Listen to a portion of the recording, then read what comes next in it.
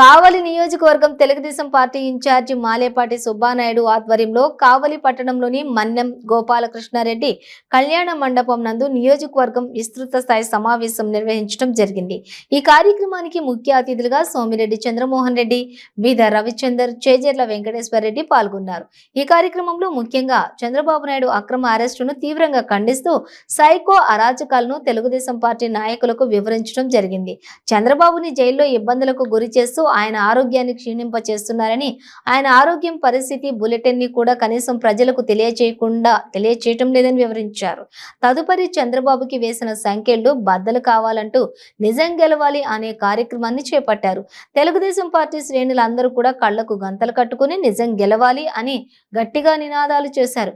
ఈ కార్యక్రమంలో నియోజకవర్గంలోని మండల పార్టీ కన్వీనర్లు, క్లస్టర్ ఇన్ఛార్జీలు, యూనిట్ ఇన్ఛార్జీలు, బూత్ కన్వీనర్లు, రాష్ట్ర, జిల్లా, నియోజకవర్గ, మండల, పట్టణ అనుబంధ సంఘాల, గ్రామ, వార్డు స్థాయిల్లో కూడా వివిధ హోదాల్లో ఉన్నటువంటి నాయకులు, కార్యకర్తలు అధిక సంఖ్యలో పాల్గొన్నారు.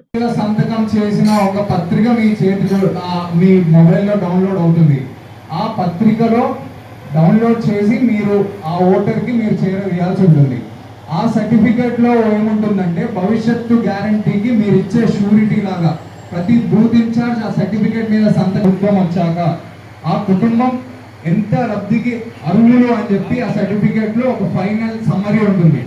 మీ కుటుంబంలో ఇంతమంది ఉన్నారండి, ఇంతమంది రైతులు ఉన్నారు, ఇంతమంది చదువుకున్న నిరుద్యోగులు ఉన్నారు, వీళ్ళందరికీ ఇంత డబ్బు సేవ్ అవుతుంది, నెలకి ఇంత లింక్ ద్వారా కూడా చేసుకోవచ్చు.